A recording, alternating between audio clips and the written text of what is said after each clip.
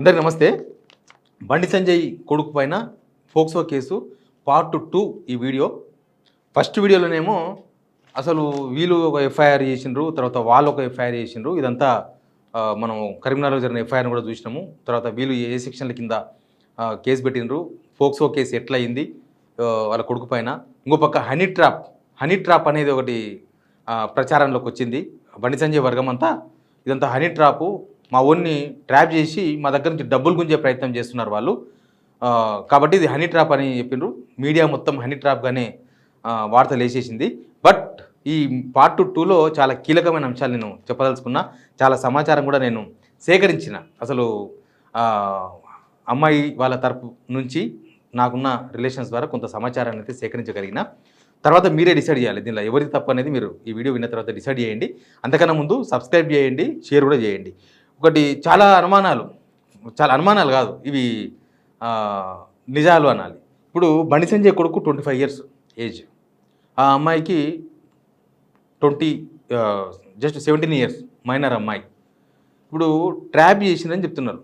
25 years అబ్బాయి అంటే almost matured, తెలుసు ఈ ముఖ్యంగా ఈ కేసులో, లేకపోతే అమ్మాయిలు మిగతా వ్యవహారాలంతా చాలా అవగాహన ఉంటుంది. 25 years కదా, కనీసం అప్పుడే కౌమార దశ నుంచి రాలే కదా. 25 years అంటే ఆల్మోస్ట్ ఒక మనిషికి చాలా నాలెడ్జ్ ఉంటుంది. కానీ ఇక్కడ ట్రాప్ చేసిన అనేది వీళ్ళు చేస్తున్న ఆరోపణ. బట్ 25 years అమ్మాయిని 17 years అమ్మాయి ట్రాప్ చేయగలదా అనేది ఒక క్వశ్చన్. అందుకే ఇది ట్రాపా అని నేను కూడా క్వశ్చన్ అడుగుతున్నా. అయితే ఇక్కడ చాలా విషయాలు ఏంటంటే, ఇది నిన్న సాయంత్రం కరీంనగర్లో ఎఫ్ఐఆర్ అయింది, లేకపోతే నిన్న రాత్రి ఇక్కడ పేట్ బషీర్బాద్లో ఎఫ్ఐఆర్ అయింది. కానీ నిన్నటి ఎపిసోడ్ కాదు ఇది. దాదాపు ఇది ఒక మార్చి నుంచి నడుస్తున్న వ్యవహారంగా చెప్తున్నారు. మార్చి నుంచి అంటే మార్చ్, ఏప్రిల్, మే 3 months నుంచి నడుస్తుంది వ్యవహారం ఇది. 3 months నుంచి మరి ఏం వ్యవహారం నడిచింది. యాక్చువల్గా వీళ్ళ పరిచయం కూడా 1-2 days పరిచయం కాదట, 2 years నుంచి పరిచయం. ఒక ఫ్రెండ్ ద్వారా బండి సంజయ్ కొడుకు అమ్మాయి పరిచయం అంట. వాళ్ళు డబ్బులు లేని కాదు, ఎందుకంటే వీళ్ళు ఎఫ్ఐఆర్లో 5,000 రూపాయలు, ఇంత 50,000 రూపాయలు ఇచ్చినాము, వాళ్ళు ఇంకొక 50 కోట్లు అడుగుతున్నారని చెప్పిండ్రు. బట్ వాళ్ళు అట్లా పేద మధ్యతరగతి కుటుంబం కూడా కాదంట అమ్మాయి వాళ్ళది, ఉన్నతమైన కుటుంబం. వాళ్ళు బెంజ్ కార్లో తిరిగే కుటుంబం అంట వాళ్ళది.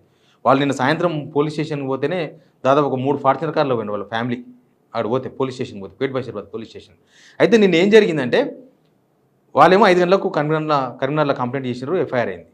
అయితే 6 o'clock వచ్చారంట అమ్మాయి పేరెంట్స్ కంప్లైంట్ చేయడానికి పేట్ బషీర్బాద్ పోలీస్ స్టేషన్. వస్తే రాత్రి 12:30 అయిందంట. 12:45కి అక్నాలజ్మెంట్ ఇచ్చారంట. చాలా ఇబ్బంది పెట్టినట్ట పోలీసులు ఎఫ్ఐఆర్ చేసే విషయంలో, చాలా ఇబ్బంది పెట్టారు. మరి పోక్సో కేసులో అసలు అంత ఇబ్బంది పెట్టకూడదు, ఎందుకంటే మన చట్టాలే చెప్తున్నాయి కదా. బండి సంజయ్ గారి ఒక వీడియో కూడా తిరుగుతూ ఉంది, పోక్సో కేసు వస్తే అసలు ముందు అరెస్ట్ చేయాలని. ఇప్పటిదాకా పోలీసులు అట్లాంటి చర్యలు తీసుకోలేదు. ఇంకా చాలా ఆధారాలు ఉన్నాయి వాళ్ళ దగ్గర, ఫొటోస్, వాయిస్ రికార్డ్స్, ఇట్లాంటి చాలా ఆధారాలు ఉన్నాయి. అవన్నీ చూసిన తర్వాతనే ఎఫ్ఐఆర్ అయింది.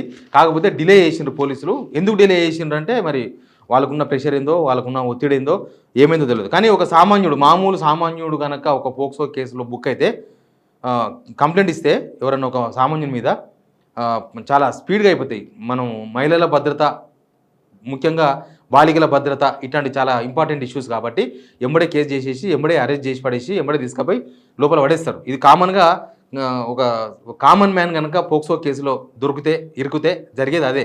కానీ ఇక్కడ అట్లాంటివి ఏం జరుగుతలేవు. ఇక్కడ అంతా ఏం జరుగుతుందో తెలుస్తలేదు. పోలీసులు తప్పనిసరి సిచ్యువేషన్లో వీళ్ళు ఇవన్నీ ఆధారాలు చూపితే అప్పుడు కేసు అయింది. అంతవరకు పోలీసులు కేసు పెట్టేందుకు కూడా ప్రయత్నం చేయలేదు. కేసులు పెట్టేందుకు వాళ్ళు ఎందుకో వెనకాడికి పోయినారు.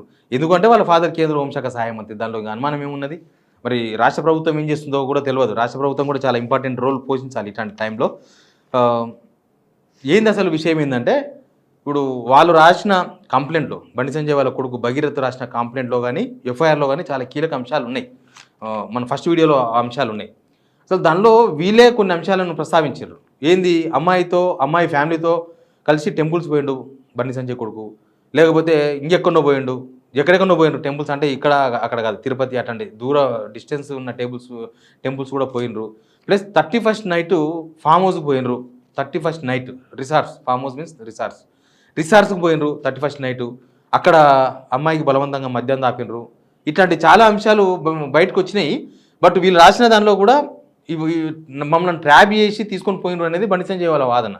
మా బండి సంజయ్ బండి భగీరథ్ ఆయన ట్రాప్ చేసి వీళ్ళంతా ఇదంతా తిప్పినరు అని. కానీ నేను ఫస్టే చెప్పిన 25 ఇయర్స్ అబ్బాయి 17 సంవత్సరాల అమ్మాయి ట్రాప్ చేసే అవకాశం ఉందా అనేది ఆ క్వశ్చన్ ఉంది. ఆ క్వశ్చన్కి మీరు కింద కామెంట్ చేయండి. ఇక మధ్యలో అమ్మాయి తల్లిదండ్రులకు కొంతమంది ఔటర్స్ బెదిరింపులు చేసిండ్రు. పోలీస్ డిపార్ట్మెంట్ నుంచి కొన్ని బెదిరింపులు వచ్చినాయి, మీ దగ్గర ఉన్న ఆధారాలు మొత్తం ఇచ్చేసేయండి అని చెప్పేసి.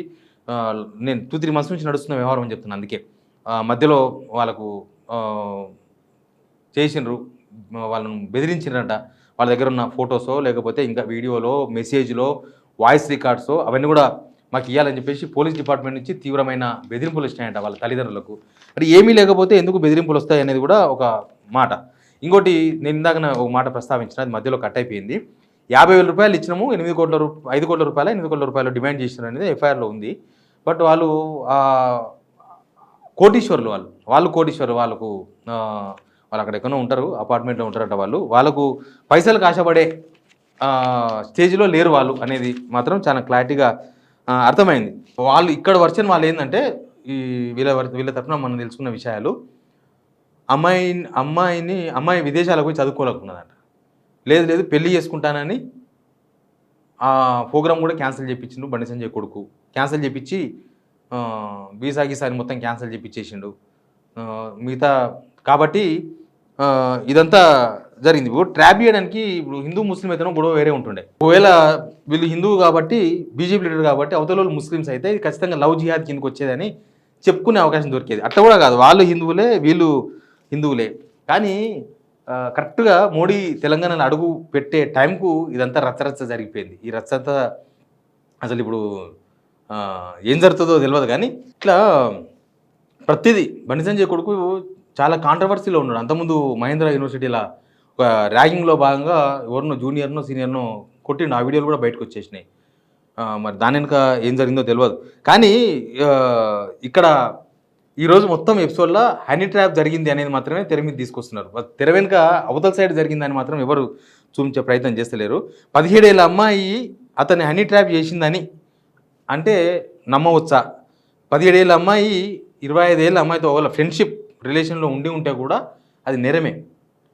మైనర్ అయినప్పుడు ఒకవేళ మ్యూచువల్ అండర్స్టాండింగ్లో ఏమైనా జరిగినా అది నేరం కిందకే వస్తుంది, పోక్సో కేసు బుక్ అవుతుంది. దానిలో ఏ కోణంలో చూసినా కూడా ఇక్కడ ఏదో ఒక రాజకీయ బెదిరింపులు లేకపోతే రాజకీయ బల ప్రయోగం జరుగుతున్నట్టు చాలా క్లియర్గా కనిపిస్తుంది. ఉదయం నుంచి మీడియాలో వచ్చిన వార్తలు కానీ, మీడియాలో హనీ ట్రాప్ జరిగిందని వచ్చిన వార్తలు కానీ, లేకపోతే అక్కడ అమ్మాయి వాళ్ళ తల్లిదండ్రులను ఇబ్బంది పెట్టడం కానీ, లేకపోతే ఈ 2-3 నెలల నుంచి జరుగుతున్న తతంగం కానీ, పోలీస్ డిపార్ట్మెంట్ నుంచి ఆ ఫ్యామిలీ ఎదుర్కొన్న బెదిరింపులు కానీ, ఇవన్నీ కూడా పొలిటికల్ పవర్తోనే జరుగుతున్నాయి అనేది క్లియర్గా అర్థమవుతుంది. బట్ మోడీ వచ్చే ముందర ఈ ఎపిసోడ్ తెర మీదకి వచ్చింది. ఇంకొక 4 రోజులు అయితే మోడీ వస్తాడు, ప్రధాని మోడీ రాబోతున్నాడు. కరెక్ట్ ఆ టైంలో ఇదంతా కూడా బయటకు వచ్చేసింది. అసలు దీనిలో పోలీసులు ఏం నిర్ణయం తీసుకుంటారు చాలా ఇంపార్టెంట్. అందరూ ఎదురు చూస్తున్నారు. జనరల్ కేసుకు పోలీసులు చాలా చట్ట ప్రకారం నడుస్తాం, చట్టం ఎవరికి చుట్టం కాదు, అది ఇది అని చెప్తుంటారు కదా. కానీ ఇక్కడ కేంద్ర హోంశాఖ సహాయ మంత్రిగా బండి సంజయ్ ఉన్నారు. మరి ఆయన అదే శాఖకు హోంశాఖ సహాయ మంత్రిగా ఉన్నారు. అటేమో ఆయన కొడుకు మీద పోక్సో కేసు బుక్ అయిపోయింది. పోలీసులు ఇప్పటికే కొంత తాత్సారం చేస్తున్నారు. అన్ని కేసులో వ్యవహరించినట్లుగా ఆ కేసులో వ్యవహరిస్తలేరు. మరి దీనిలో ఏదో జరగాల్సి ఉంది రాజకీయంగా. ఇది బండికి దెబ్బనే ఒక విధంగా చెప్పాలంటే. కొడుకు సన్ స్ట్రోక్ అంటారు చూడు, ఇది తప్పించుకునే కేసు కాదు. ఇది ఏదో కొట్టిర్రు లేకపోతే తిట్టిండ్రు ఇట్లాంటి కేసు అయితేనేమో సరే, ఇంకా ఆవేశాలకు పోయారు, లేకపోతే ఒకరు కొట్టిర్రు, ఒకరు విత్రాలు చేసుకుంటారు, అదేదో సంథింగ్ జరుగుతుంది. కానీ ఇది అట్లాంటి కేసు కాదు. ఇది మహిళల భద్రతకు సంబంధించిన కేసు, రాష్ట్రంలో శాంతి భద్రతలకు సంబంధించిన కేసు. ఓ పక్క కేంద్ర హోంశాఖ సహాయ మంత్రి, ఇంకో పక్క రాష్ట్ర హోంమంత్రి. ఇప్పుడు ఆ కేసుని ఏం చేస్తారు, ఆ కేసులో పోలీసులు ఏం చేస్తారు? అన్ని కేసుల్లో వ్యవహరించినట్లుగా ఈ కేసులో వ్యవహరించరా? అసలు ఈయన కేంద్ర హోంశాఖ సహాయ మంత్రిగా ఉండి వాళ్ళ కొడుకు ఈ కేసులో ఉంటే అసలు బాధితులకు ఎంతవరకు న్యాయం జరుగుతుంది? ఇట్లాంటి అంశాలు కూడా కొంత చర్చనీయాంశంగా మారినాయి. మనం కూడా చూద్దాం ఏం జరుగుతుందో. Please subscribe.